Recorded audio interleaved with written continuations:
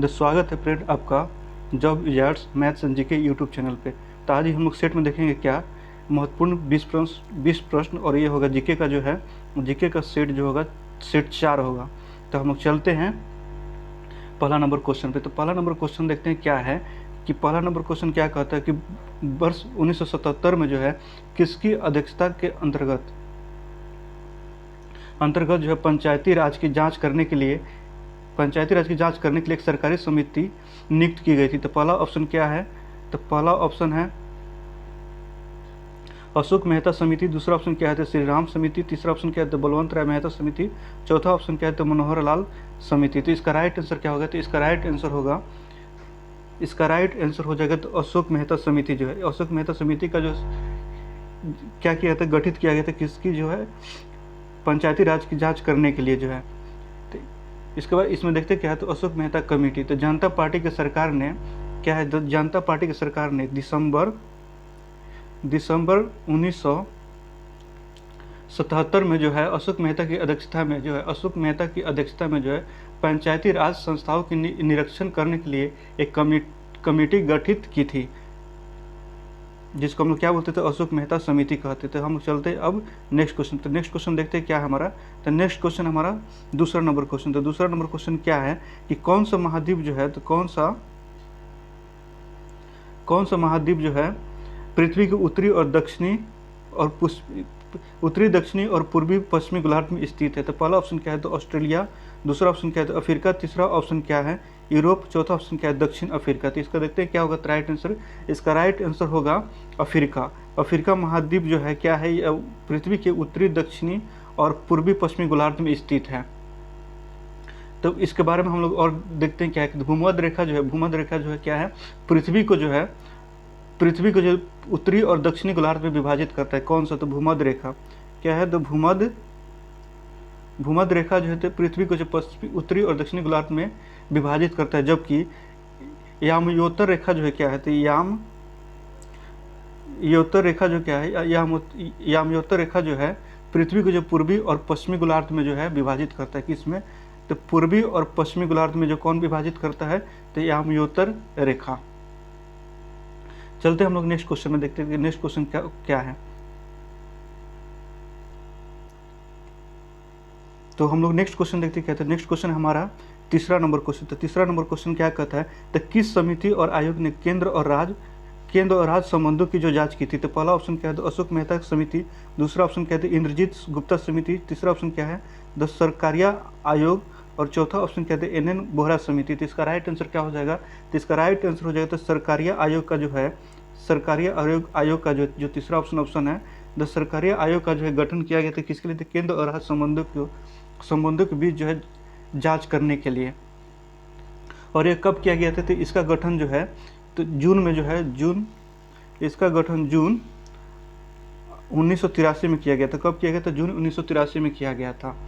तो सर्वोच्च इसके जो कौन थे? तो सर्वोच्च न्यायालय के सेवानिवृत्त न्यायाधीश जो है, जिनका नाम था न्यायमूर्ति राजेंद्र सिंह सरकारिया। क्या नाम था? न्यायमूर्ति राजेंद्र सिंह सरकारिया की अध्यक्षता में जो इसका गठन किया गया था। अब हम लोग चलते हैं नेक्स्ट क्वेश्चन देखते क्या है। नेक्स्ट क्वेश्चन हमारा फोर्थ नंबर क्वेश्चन। तो फोर्थ नंबर क्वेश्चन क्या कहता है कि सिंधु अर्थव्यवस्था की ताकत क्या थी? तो पहला ऑप्शन क्या है? द कृषि। दूसरा ऑप्शन क्या है? द व्यापार। तीसरा ऑप्शन क्या है? तो चक पर बनाए गए मिट्टी के बर्तन। और चौथा ऑप्शन क्या है? बढ़ई गिरी। तो इसका राइट आंसर क्या हो जाएगा? तो इसका राइट आंसर हो जाएगा कृषि। तो पहला ऑप्शन क्या है हमारा? कृषि है। कृषि जो सिंधु अर्थव्यवस्था की सब ताकत थी। नेक्स्ट क्वेश्चन देखते क्या है। तो नेक्स्ट क्वेश्चन हमारा पांचवा नंबर क्वेश्चन। तो पांचवा नंबर क्वेश्चन क्या कहता है कि भारतीय अर्थव्यवस्था में शिथिल काल माने जाते हैं। तो भारतीय अर्थव्यवस्था में शिथिल काल किसको माने जाते हैं? तो ये कौन सा है? तो मार्च से अप्रैल। दूसरा क्या? सितंबर से दिसंबर। तीसरा क्या है? जनवरी से जून, यहाँ थोड़ा मिस्टेक है। और चौथा ऑप्शन क्या है? तो फरवरी से अप्रैल। तो इसका राइट आंसर क्या हो जाएगा? तो इसका राइट आंसर हो जाएगा जनवरी से जून का जो होता है वो भारतीय अर्थव्यवस्था में जो शिथिल काल माना जाता है, जिसको हम लोग क्या बोलते हैं? स्लैक सीजन भी बोलते हैं। क्या बोलते थे? स्लैक सीजन भी बोलते हैं। क्या बोलते थे? स्लैक सीजन भी बोलते हैं। उसके बाद देखते क्या है। तो भारत में जो 50% भारत में जो है 50% क्या होता है? तो 50% जो है 50% से अधिक जनसंख्या जो कृषि क्षेत्र पर निर्भर है। कृषि क्षेत्र के शिथिलता हो जाने पर क्या होता है, लगभग संपूर्ण अर्थव्यवस्था की जो गति क्या हो जाती है, धीमी हो जाती है। इस जबकि इसमें क्या देखते हैं, और दूसरा क्या देखते हैं, जबकि जुलाई से दिसंबर का महीना जो क्या होता है, जुलाई से दिसंबर का महीना क्या होता है, उसको जो कृषि सीजन माना जाता है। किसको, तो जुलाई से दिसंबर का महीना, जुलाई से दिसंबर का महीना, जुलाई से दिसंबर का महीना। अब हम लोग चलते हैं नेक्स्ट क्वेश्चन देखते क्या है। तो नेक्स्ट क्वेश्चन हमारा 6 नंबर क्वेश्चन। तो 6 नंबर क्वेश्चन क्या कहता है कि ब्याज की दर और उपयोग के स्तर के बीच संबंध, ब्याज की दर और उपभोग के स्तर के बीच संबंध पर सबसे पहले किसने कल्पना की थी। तो पहला ऑप्शन कहते हैं अमर्त्य सेन के द्वारा, दूसरा ऑप्शन कहते हैं मिल्टन फ्राइडमैन के द्वारा, तीसरा ऑप्शन कहते हैं टर्विंग फिशर के द्वारा, या जेम्स ड्यूसबेरी के द्वारा। तो इसका राइट आंसर क्या हो जाएगा, तो इसका राइट आंसर हो जाएगा द इरविंग फिशर के द्वारा। और इरविंग फिशर के द्वारा, यहाँ मिस्टेक है, थोड़ा टाइपिंग मिस्टेक है, तो क्या हो जाएगा इरविंग फिशर के द्वारा जो है क्या किया गया था, तो ब्याज की दर और उपभोग के स्तर के बीच के संबंध को जो है सबसे पहले कल्पना किया गया था, बताया गया था। अब हम लोग चलते हैं क्या है, तो नेक्स्ट क्वेश्चन में चलते क्या है। तो नेक्स्ट क्वेश्चन 7 नंबर क्वेश्चन। तो 7 नंबर क्वेश्चन क्या कहता है कि मानव अधिकार दिवस कब मनाया जाता है। तो मानव अधिकार दिवस कब मनाया जाता है, तो पहला ऑप्शन क्या है 10 मार्च को, दूसरा ऑप्शन क्या है 10 जुलाई को, तीसरा ऑप्शन क्या है 10 सितंबर को, या चौथा ऑप्शन क्या है 10 दिसंबर को। इसका राइट आंसर क्या हो जाएगा, तो इसका राइट आंसर हो जाएगा 10 दिसंबर को जो है मानव अधिकार दिवस मनाया जाता है। क्या मनाया जाता है, मानव अधिकार दिवस जो है 10 दिसंबर को मनाया जाता है। दूसरा ऑप्शन क्या है, तो 10 जुलाई को हम लोग क्या मानते हैं, विश्व जनसंख्या दिवस।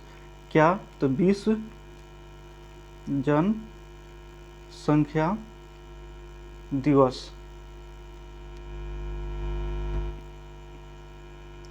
उसके बाद क्या है हमारा 10 मार्च को हम लोग क्या मनाते हैं, तो 10 मार्च को हम लोग मनाते हैं, 10 मार्च को हम लोग क्या मनाते थे, 10 मार्च को CISF दिवस मनाया जाता है। क्या, CISF दिवस। और 10 सितंबर को क्या मनाते हैं, 10 सितंबर को हम लोग क्या मनाते हैं, तो 10 सितंबर को जो हम लोग जो है वर्ल्ड सुसाइड प्रिवेंशन डे मनाते हैं। क्या, तो वो 10 सितंबर को जो वर्ल्ड सुसाइड प्रिवेंशन डे मनाते हैं। 10 सितंबर को हम लोग क्या मनाते थे, 10 सितंबर को जो है 10 सितंबर को हम लोग क्या मनाते, तो वर्ल्ड सुसाइड प्रिवेंशन डे मनाते। क्या, तो वर्ल्ड सुसाइड प्रिवेंशन डे जो है 10 सितंबर को मनाते हैं।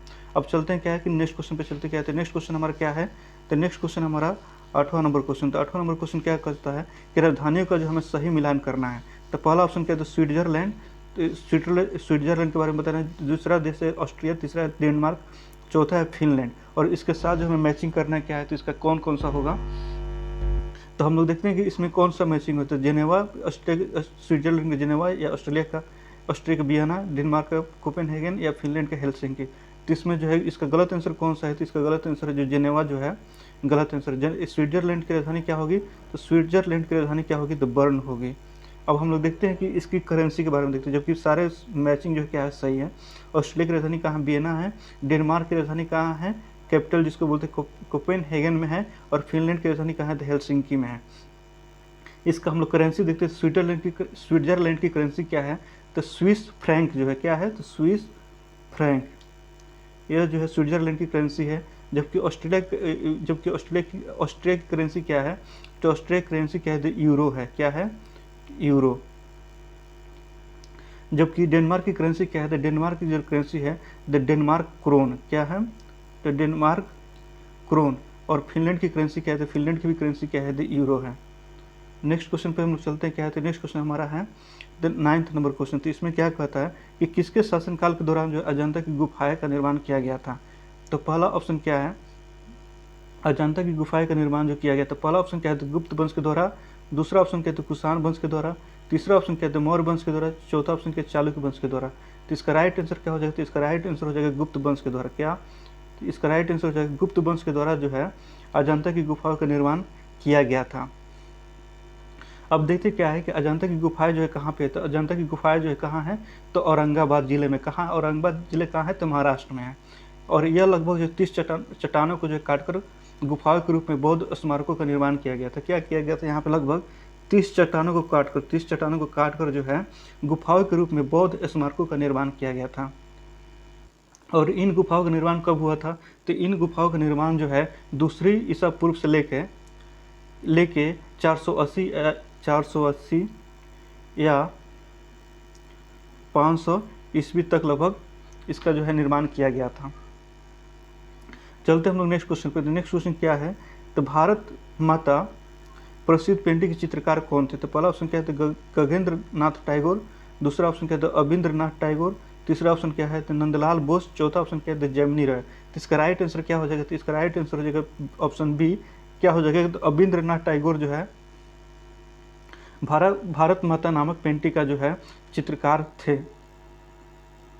चलते हैं नेक्स्ट क्वेश्चन में क्या है। तो नेक्स्ट क्वेश्चन हमारा है 11वें नंबर क्वेश्चन। 11वें नंबर क्वेश्चन क्या कहता है? सत्यजीत राय द्वारा निर्देशित निम्न फिल्मों में से कौन सी रविंद्रनाथ टैगोर द्वारा लिखित कहानी नष्ट नीर पर आधारित था? तो पहला ऑप्शन क्या है? किस पे आधारित था? नष्ट नीर पर आधारित था। तो पहला ऑप्शन क्या है? द अपराजिता। दूसरा ऑप्शन क्या है? चारुलता। तीसरा ऑप्शन क्या है? तो पाथेर पंचाली। और चौथा ऑप्शन क्या है? तो अपूर्व संसार। तो इसका राइट आंसर क्या हो जाएगा? इसका राइट आंसर हो जाएगा चारुलता। चारुलता जो है क्या था? सत्यजीत राय द्वारा निर्देशित रविन्द्रनाथ टैगोर द्वारा लिखित कहानी नष्ट नीर पर आधारित था। नेक्स्ट क्वेश्चन देखते क्या है। नेक्स्ट क्वेश्चन है हमारा 12 नंबर क्वेश्चन। तो 12 नंबर क्वेश्चन क्या कहता है? तो संघ राज्य क्षेत्र जो पुडुचेरी किसके साथ सीमा साझा नहीं करती है? मतलब किस राज्य के साथ जो सीमा साझा नहीं करती है? तो पहला ऑप्शन क्या है? आंध्र प्रदेश। दूसरा ऑप्शन क्या है? केरल। तीसरा ऑप्शन क्या है? कर्नाटक। चौथा ऑप्शन क्या है? तमिलनाडु। तो इसका राइट आंसर क्या हो जाएगा? तो इसका राइट आंसर हो जाएगा कर्नाटक। ऑप्शन सी जो है इसका राइट आंसर हो जाएगा। तीसरा ऑप्शन कर्नाटक। तो पुदुचेरी जो संघ राज्य जो है वो क्या है? 4 जिलों का मिलकर बनता है। किसको मिलता है? 4 जिलों को जो है मिलकर बनता है। क्या है? तो पुदुचेरी क्षेत्र जो कि राज्य संघ है। उसके बाद देखते हैं कौन कौन से इसके अंदर कौन कौन से जिले आते हैं। तो पहला आता है, पहला तो ऑप्शन हो गया यही एक पुदुचेरी। दूसरा ऑप्शन क्या होगा? दूसरा ऑप्शन होगा तो कराईकाल, द कराईकल। दूसरा ऑप्शन है कराईकल। तीसरा ऑप्शन क्या है? तीसरा ऑप्शन है माहे।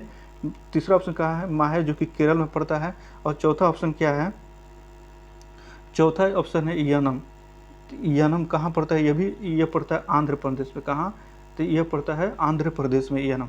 और बाकी दोनों के कहाँ पड़ते थे? पुदुचेरी और कराईकल कहाँ पड़ते हैं? तो ये जो है तमिलनाडु में पड़ते हैं। अब हम लोग चलते हैं नेक्स्ट क्वेश्चन देखते क्या है। तो नेक्स्ट क्वेश्चन हमारा 30 नंबर क्वेश्चन। 30 नंबर क्वेश्चन क्या करता है? बाजार विनियमन प्रणाली आरंभ किसके द्वारा किया गया था? तो बाजार विनियमन प्रणाली जो है मोहम्मद बिन तुगलक द्वारा किया गया था, या इल्तुतमिश के द्वारा किया गया था, या अलाउद्दीन खिलजी के द्वारा किया गया था, या गयासुद्दीन के द्वारा? तो इसका राइट आंसर क्या हो जाएगा? इसका राइट आंसर हो जाएगा तीसरा, अलाउद्दीन खिलजी के द्वारा जो है क्या किया गया था? बाजार विनियमन प्रणाली आरंभ किया गया था। नेक्स्ट क्वेश्चन देखते क्या है। तो नेक्स्ट क्वेश्चन हमारा 40 नंबर क्वेश्चन। तो 40 नंबर क्वेश्चन क्या कहते हैं? विदेशों में काम कर रहे भारतीयों की आय क्या है? इसके बारे में क्या दिया? इसके बारे में संबंधित जो है ऑप्शन हम लोग देखते क्या है। तो भारत की घरेलू आय का अंश, विदेशों से अर्जित आय का अंश। तीसरा ऑप्शन क्या है? तो भारत के निवल देशीय उत्पाद का अंश। या चौथा भारत के सकल घरेलू उत्पाद का अंश। तो इसका राइट आंसर क्या हो जाएगा? तो इसका राइट आंसर हो जाएगा बी, विदेशों से अर्जित आय का जो अंश जो है क्या भारतीय आयोग का जो है विदेशों में काम करे भारतीय आयोग क्या है जो किसमें समाहित होता है? तो विदेश से अर्जित आय का अंश में। हम लोग नेक्स्ट क्वेश्चन देखते क्या है। तो नेक्स्ट क्वेश्चन हमारा 50 नंबर क्वेश्चन। तो 50 नंबर क्वेश्चन क्या कहता है? तो संसद के लोक लेखा समिति के अध्यक्ष की नियुक्ति कौन करता है? तो पहला ऑप्शन है लोकसभा अध्यक्ष के द्वारा। दूसरा ऑप्शन क्या है? भारत के राष्ट्रपति के द्वारा। तीसरा ऑप्शन क्या है? भारत के प्रधानमंत्री के द्वारा। चौथा ऑप्शन क्या है? तो राज्यसभा के अध्यक्ष के द्वारा। तो इसका राइट आंसर क्या हो जाएगा? तो इसका राइट आंसर हो जाएगा लोकसभा के अध्यक्ष के द्वारा जो है लोक लेखा समिति के अध्यक्ष की जो है नियुक्ति की जाती है। नेक्स्ट क्वेश्चन देखते क्या है। तो नेक्स्ट क्वेश्चन हमारा 16 नंबर क्वेश्चन। तो 16 नंबर क्वेश्चन क्या कहता है? किसी सदन का अध्यक्ष जो है किस सदन का अध्यक्ष जो उस सदन का सदस्य नहीं होता है? तो पहला ऑप्शन क्या है? लोकसभा। दूसरा ऑप्शन क्या है? राज्यसभा। तीसरा ऑप्शन क्या है? विधानसभा। और फोर्थ ऑप्शन क्या है? द विधान परिषद। तो इसका राइट आंसर क्या हो जाएगा? राज्यसभा। दूसरा ऑप्शन जो है राज्यसभा का अध्यक्ष जो है उस सदन का सदस्य नहीं होता है। राज्यसभा का अध्यक्ष जो किसे चुना जाता है? तो भारत के उपराष्ट्रपति होता है। राज्यसभा का अध्यक्ष कौन होता है? तो भारत के राष्ट्रपति होता है। उसके बाद में जो है जो है उस सदस्य का जो है उस सदन का जो है सदस्य नहीं होता है। क्या होता है कि उपराष्ट्रपति जो है उस सदन का जो है मतलब राज्यसभा का जो है सदन के जो है सदस्य नहीं होते हैं। अब हम लोग चलते हैं नेक्स्ट क्वेश्चन देखते क्या है। तो नेक्स्ट क्वेश्चन हमारा 17 नंबर क्वेश्चन। इसमें क्या है कि मौर्य वंश के तत्काल बाद किस वंश ने राज किया था। पहला ऑप्शन क्या है सतवाहन वंश, दूसरा ऑप्शन क्या है शुंग वंश, तीसरा ऑप्शन क्या है नंद वंश, चौथा ऑप्शन क्या है द कंद वंश। तो इसमें राइट आंसर क्या हो जाएगा, तो इसका राइट आंसर हो जाएगा शुंग वंश। क्या है तो इसका राइट आंसर क्या हो जाएगा तो शुंग वंश। इसका राइट आंसर क्या हो जाएगा तो शुंग वंश जो है मौर्य वंश के तत्काल बाद जो है शासन किया था। अब देखते हैं कि अब इसके बारे में डिटेल में देखते हैं। तो शुंग वंश की स्थापना कब की गई थी, तो शुंग वंश की स्थापना जो है 185 ईसा पूर्व में 185 ईसा पूर्व में जो है मौर्य वंश के अंतिम शासक कौन थे, वह बृहद्रथ थे। क्या थे, बृहद्रथ थे, जिसको जो है मौर्य साम्राज्य के जो है उस समय के सेनापति क्या थे, तो पुष्यमित्र शुंग द्वारा जो है बृहद्रथ को मारकर जो है शुंग वंश की स्थापना की गई थी। अब हम लोग देखते हैं कि मगध साम्राज्य के जो है महत्वपूर्ण वंश कौन से थे। तो मगध साम्राज्य के जो महत्वपूर्ण वंश कौन कौन से थे, तो पहला क्या था हर्यक वंश। क्या था पहला क्या था हर्यक वंश। उसके बाद में कौन सा वंश आया था, उस दूसरे नंबर पे वंश आया था, दूसरे नंबर पे आया था कौन सा वंश, तो शिशुनाग वंश। कौन सा, तो शिशुनाग वंश। तीसरे ऑप्शन पे कौन सा आया था, तो नंद वंश। क्या आया था, नंद वंश। उसके बाद में चौथे ऑप्शन पे कौन आया था, तो चौथे ऑप्शन पे जो है चौथे नंबर पे जो है द मौर्य वंश आया था। कौन सा, द मौर्य वंश। और पांचवा नंबर पे क्या आया था, तो पांचवा नंबर पे अभी जो हम लोग डिस्कस किए हैं शुंग वंश। अब चलते हैं हम लोग नेक्स्ट क्वेश्चन पे। नेक्स्ट क्वेश्चन क्या है, तो नेक्स्ट क्वेश्चन हमारा 18 नंबर क्वेश्चन। तो 18 नंबर क्वेश्चन क्या कहता है कि निम्न में किन मुगल सम्राटों ने स्वयं अपनी आत्मकथा लिखी। तो मुगल सम्राटों ने स्वयं अपनी आत्मकथा लिखी। तो इसमें पहला ऑप्शन क्या है, शाह आलम और फारूक सियार ने। दूसरा ऑप्शन क्या है, बाबर और जहांगीर ने। तीसरा ऑप्शन क्या है, जहांगीर और शाहजहां ने। चौथा ऑप्शन क्या है, अकबर और औरंगजेब ने। तो इसका राइट आंसर क्या हो जाएगा, तो इसका राइट आंसर हो जाएगा दूसरा ऑप्शन, तो बाबर और जहांगीर ने। तो बाबर ने जो है अपनी कौन सी पुस्तक लिखी थी, जिसका नाम है तुज़्क़-ए बाबरी। तुज़्क़-ए बाबरी जो है किसने लिखी थी, बाबर ने। और किस भाषा में लिखी थी, तो यह जो था तुर्की भाषा में। किस भाषा में, तुर्की भाषा में। और इसको क्या बोलते थे, बाबर नामा भी बोलते। क्या, बाबर नामा भी बोलते हैं। जबकि दूसरा क्या था, जहांगीर ने अपनी जो है अपनी आत्मकथा लिखी थी, जिसको बोलते तुझके जहांगीरी। क्या बोलते, तुझके जहांगीरी। इसको जो किस भाषा में लिखा गया था, तो इसने जो है फारसी भाषा में अपनी आत्मकथा लिखी थी। और इनके आत्मकथा की नाम क्या था, तो तुझके जहांगीरी। और बाबर द्वारा लिखा गया क्या था आत्मकथा, तो वो क्या था, तुझके बाबरी, जिसको हम लोग क्या बोलते हैं, तो बाबरनामा के नाम से भी जानते हैं। नेक्स्ट क्वेश्चन पे चलते हैं। तो ये हमारा आज का सेकंड लास्ट क्वेश्चन है, 19 नंबर क्वेश्चन। तो इसमें क्या कहता है कि किस भारतीय राज पर जो है कब्जा करने के लिए राज अपहरण नीति को जो है नहीं अपनाया गया था, राज अपहरण नीति को, जिसको बोलते हैं डॉक्ट्रिन ऑफ लैप्स। तो पहला ऑप्शन क्या था, सतारा का राज।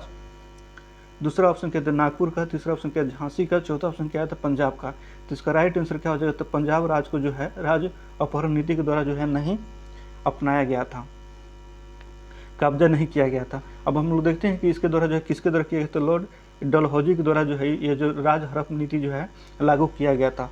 और इसमें जो है पहले सबसे इसके जो है क्या बोलते हैं, व्यक्तिगत के सिद्धांत पे जो है कौन कौन से राज जो है हड़प लिए गए थे, कब्जा कर लिए गए थे। पहला ऑप्शन में क्या आता है, सतारा। तो पहला ऑप्शन क्या था, सतारा। यह क्या था, 1848 में। दूसरा ऑप्शन क्या है, द जैतपुर और संभलपुर। यह कब हुआ था, जैतपुर और संभलपुर। यह जो है 1849 में। कब, 1849 में जैतपुर और संभलपुर। उसके बाद में था उदयपुर, फिर से था झांसी। उसके बाद में क्या था, नागपुर था। और उसके बाद में कुशासन के आरोप में जो है अवध को भी जो कंपनी में मिला लिया गया था। ये कब मिलाया गया था, अवध को जो है 1856 में। अब हम लोग चलते हैं नेक्स्ट क्वेश्चन पे। नेक्स्ट क्वेश्चन क्या है, तो नेक्स्ट क्वेश्चन है 20वां नंबर क्वेश्चन। ये हमारा आज का जो लास्ट क्वेश्चन है। तो इसमें हम लोग देखते क्या है, तो प्रायद्वीपीय भारत में उच्चतम चोटी कौन सी है। तो पहला ऑप्शन क्या है, अनाईमुड़ी। दूसरा ऑप्शन कहते हैं डोडा बेटा। तीसरा ऑप्शन कहते हैं महेंद्रगिरी। चौथा ऑप्शन कहते हैं नीलगिरी। तो इसका राइट आंसर क्या हो जाएगा, तो अनाईमुड़ी जो है प्रायद्वीपीय भारत में जो उच्चतम चोटी है। और ये कहाँ पे है, तो यह जो दक्षिण भारत की सबसे ऊंची चोटी है, जिसकी ऊंचाई जो कितनी है 2696 मीटर, कितनी है 2696 मीटर, और ये कहाँ पे है, तो ये अन्नामलाई की पहाड़ी में स्थित है। उसके बाद पूछते हैं कि नीलगिरी की पहाड़ियाँ जो किन तीन राज्यों से घिरी हुई है, तीन राज्यों में फैली हुई है। नीलगिरी की पहाड़ियाँ जो है कर्नाटका, केरल और तमिलनाडु राज्यों में जो है फैली हुई है। तो ये तो था हमारा आज का 20 क्वेश्चन। तो आगे देखते क्या है, तो ये हमारा आखिरी स्लाइड है और यहाँ ख़त्म होता है आज का हम लोग क्या डिस्कस किए थे 20 क्वेश्चन।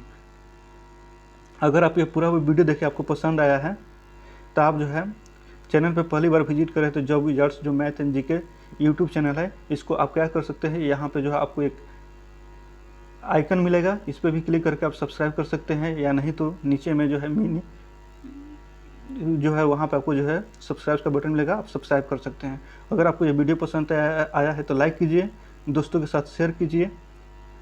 मिलते हैं आपसे नेक्स्ट वीडियो में, तब तक के लिए धन्यवाद।